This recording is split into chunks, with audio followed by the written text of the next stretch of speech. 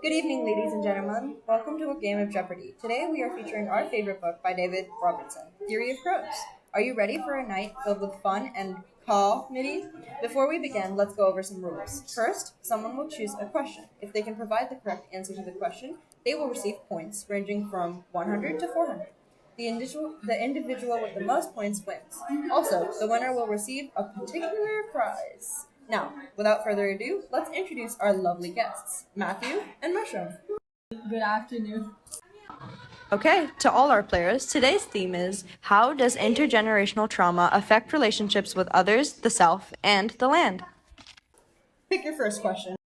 All right, I choose category 1, number 1. How does Matthew's relationship with himself change, if at all? Well, it improves drastically as a result of the trip to Moshom's old trap line, which set the scene for the reconnection to land and his daughter. The generational trauma that played a role in the disconnection that Matthew felt became the root to many issues.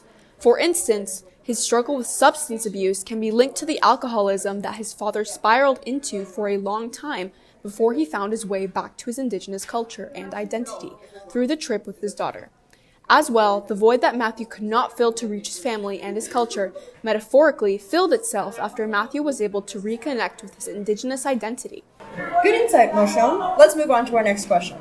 So, Matthew, what were the events that widened the void between you and Holly's relationship? Was it because of Holly's boyfriend?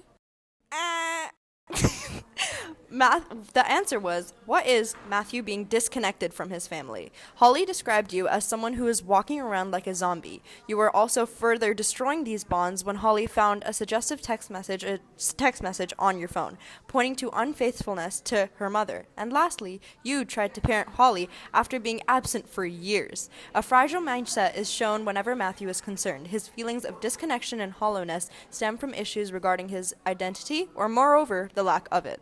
Matthew doesn't know how to secure his relationship with his daughter without thinking that he is doing something wrong himself. He can't parent her if he doesn't know how to take care of himself. Matthew hasn't learned how to cope with his emotions because of the intergenerational trauma he has had to endure that has put his and Holly's relationship in a strain. Okay, Moshom, choose your next question. Okay, I'll choose category 3, number 4. Okay, perfect. How does the author link healing with indigenous identity?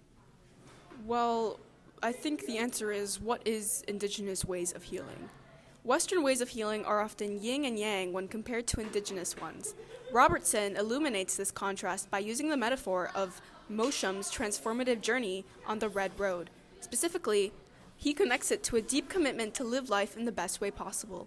Instead of a singular path, a balanced circle is portrayed by showcasing that indigenous peoples can coexist and heal with their land, spirituality, relatives, traditions, and ceremonies.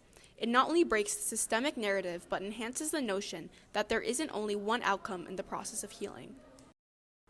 Good job, Moshom. What an insightful answer. Okay, Matthew, do you want to try again? Yes, please. Okay, which question would you like to choose? Category 1, question 2. Okay, so that question is, how did the Red Road help Matthew's father find himself again after the substance abuse he spiraled into as a result of the abuse he faced at residential schools? Is it what is the power of identity? The horrific events that Moshom faced in residential school affected his mental health greatly, resulting in his spiral into an alcohol addiction that he used to numb the pain. The metaphorical Red Road greatly influenced his escape from the darkness that clouded his mind, as it was a reminder of who he was as an indigenous person. From then on, he used the Red Road as a guide to get away from the self-destruction and find himself again. Okay, Moshom, would you like to choose a question? I think I'll pick category 1, number 3. Okay, that question is, how does regret and guilt affect Matthew's mental health? I'm not really sure about that one. What is the negative emotions that he feels causing his mental health to disintegrate was the right answer. Much like his father, Matthew falls into a path of self-destruction due to the effect of generational trauma on the people. He pushes the people he loves and struggles with substance abuse when he uses to fill the empty void. The self-destructive stuff helps to numb the emotions that aren't there and the guilt he feels for the lack of presence in Holly's life and his unfaithfulness towards his wife, leading to the crack in his mental health that results in his breakdown. Okay, Matthew, would you like to choose your next question? Yes, please. Can I do category 2, question number 3? How does the author use parallelism to contrast Matthew and Moshom? What is religion, maturity, and certainty? Matthew is portrayed as an indecisive character who often relies on his father, Moshom, to make his decisions for him. He is unsure about what he wants to believe in when it comes to religion and is unsure about how to deal with the damage he has caused to his family. And he is also unsure about how to act without the guidance of his father. Because of the intergenerational trauma, he has never learned to do any of this, to learn and grow in a healthy way. Good job, Matthew. You got it correct. Moshom, would you like to choose your next question? Sure, I'll choose category 2, number 4.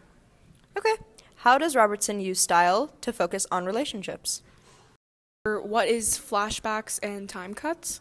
Robertson uses flashbacks in the form of letters to display the things that Matthew can't say to Holly in real life.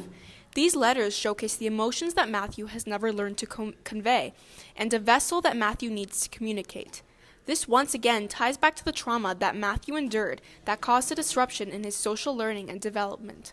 He also uses time cuts to relate to Holly to the situations he goes through, which also helps the audience empathize with the decisions that Matthew makes that they might not understand.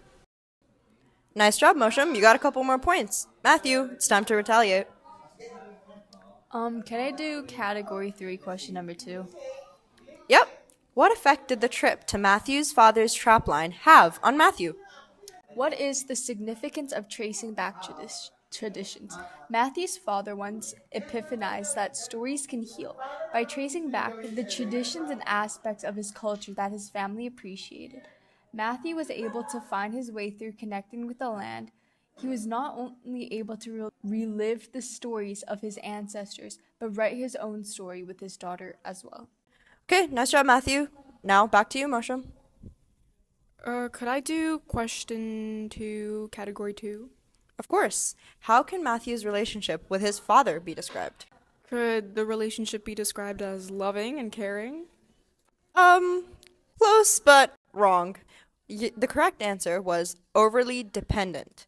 Matthew has never learned how to make his own decisions and gain control over his emotions. Instead of communicating his feelings, he chooses to distance himself from the people that care for him. Matthew relies heavily on Moshom for emotional support, guidance, and validation to the extent that it may hinder Matthew's ability to develop his own independence and self-reliance. Moshom is also a pastor, an all-knowing being that's supposed to guide others. Matthew is the exact contrast to this reference.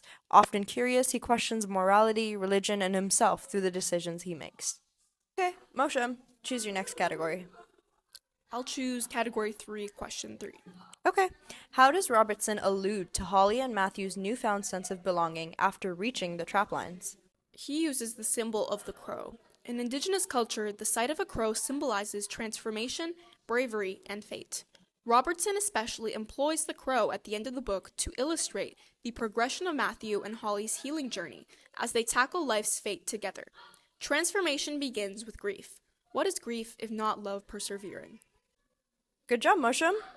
Matthew, it's back to your turn. Can I do category 1, question 4?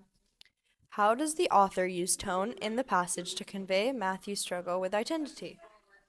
What is Robertson uses hesitation and ellipses to portray the insecurity that Matthew has around the lack of Indigenous identity.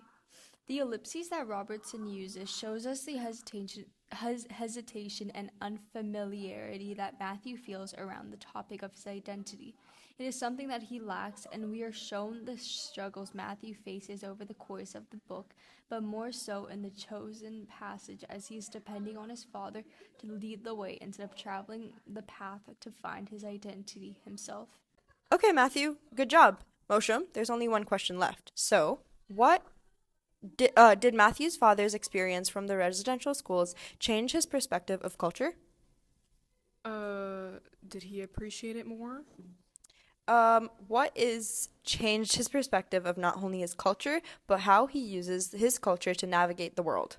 As a pastor, Moshom is supposed to know the answers to everything. This includes questions about life and afterlife. However, he suffered the attempt of cultural assimilation and the stealing of his identity, impacting how he questioned the world. Robertson uses personification to project Moshom's change in perspective. Specifically, the statement, "I had to think about where the path started to know where the path was going to take me," gives life to the path, almost as if it's a destination of its own.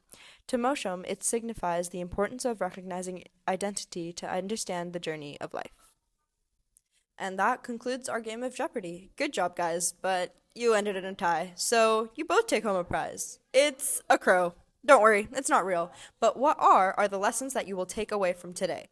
The Theory of Crows by David A. Robertson offers insights into the complexities of life, relationships, and resilience, drawing parallels between human experiences and the behavior of crows. Through the lens of Indigenous wisdom and storytelling, Robertson explores themes of family, community, and the interconnectedness of all living beings. The book outlines the importance of understanding and respecting diverse perspectives, embracing change, and finding strength in family. So ultimately, the Theory of Crows encourages readers to recognize the wisdom inherent in the nature and to approach life with empathy, curiosity, and humility.